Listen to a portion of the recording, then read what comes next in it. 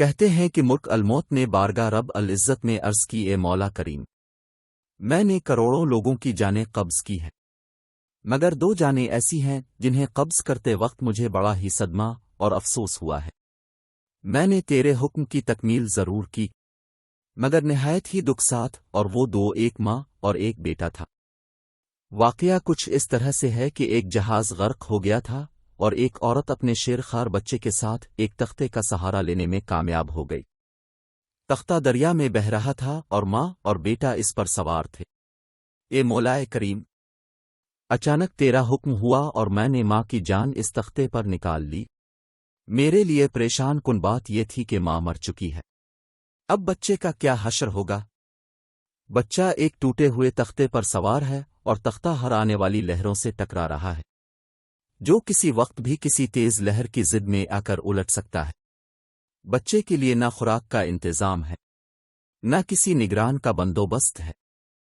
دریا کے کنارے دھوبی کپڑے دھو رہے تھے۔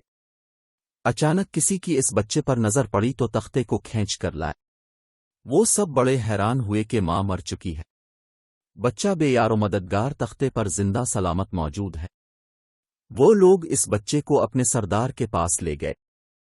سردار بیچارہ بے اولاد تھا۔ سردار خوبصورت بچہ دیکھ کر اس پر اس کا دل آ گیا، اور سردار نے بچے کو اپنی نگرانی میں لے کر اسے بیٹا بنا لیا۔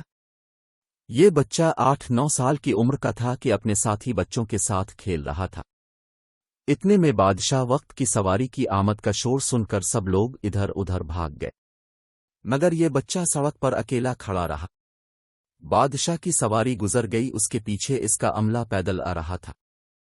ان میں سے ایک سپاہی کو راستے میں سے سرمے کی ایک پڑیا ملی۔ اتفاق سے اس بچے کی نظر بہت کمزور تھی اور سرمے کی اسے بہت ضرورت تھی، لہذا اس نے وہ سرما بحفاظت اپنے پاس رکھ لیا۔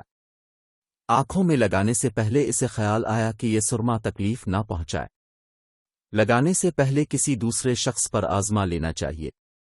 قریب ہی وہ بچہ کھڑا تھا، اس نے اس بچے پر آزمانا چاہا۔ بچے نے سرما اپنی آنکھوں میں لگا لیا، مگر جو ہی سرما اس نے لگایا، اسے زمین کی تہہ میں موجود چیزیں بھی نظر آنے لگی۔ اس نے دیکھا کہ زمین کے اندر بہت سے خزانے پوشیدہ ہیں۔ بچہ ہوشیار تھا، اس نے چیخنا چلانا شروع کر دیا کہ سرما لگانے کی وجہ سے میری آنکھوں میں سخت تکلیف ہو گئی ہے۔ وہ لوگ سرمے کی پوڑیاں گرا کر چلے گئے۔ بچہ سرمے کی پوڑیاں اٹھا کر گھر پہنچا اور خوشی خوشی باپ کو سارا واقعہ سنایا۔ سردار بڑا ہی خوش ہوا۔ باپ نے کہا، ہمارے پاس آدمی بھی ہیں اور گدھے بھی ہیں، تم سرما لگاؤ، ہم تمہارے ساتھ چلتے ہیں، جہاں کہیں خزانہ پاؤ ہمیں بتاؤ، ہم نکال لیں گے۔ چنانچہ ایسے ہی ہوا۔ بچے کے بتانے پر وہ لوگ خزانے نکالنے لگ گئے، تھوڑے ہی عرصے میں امیر بن گئے۔ بچہ جوان ہوا تو اس نے اپنے پر پرزے نکالنے شروع کیے، ان کے پاس دولت کی فراوانی ہو گئی، زمین کے تمام خزانے اس کی نظروں میں تھے۔ اس نے آہستہ آہستہ بہت سے آدمی اپنے ساتھ ملا لیے۔ اس کے بعد تمام سرداروں کو ادھر ادھر کر دیا اور خود سردار بن گیا۔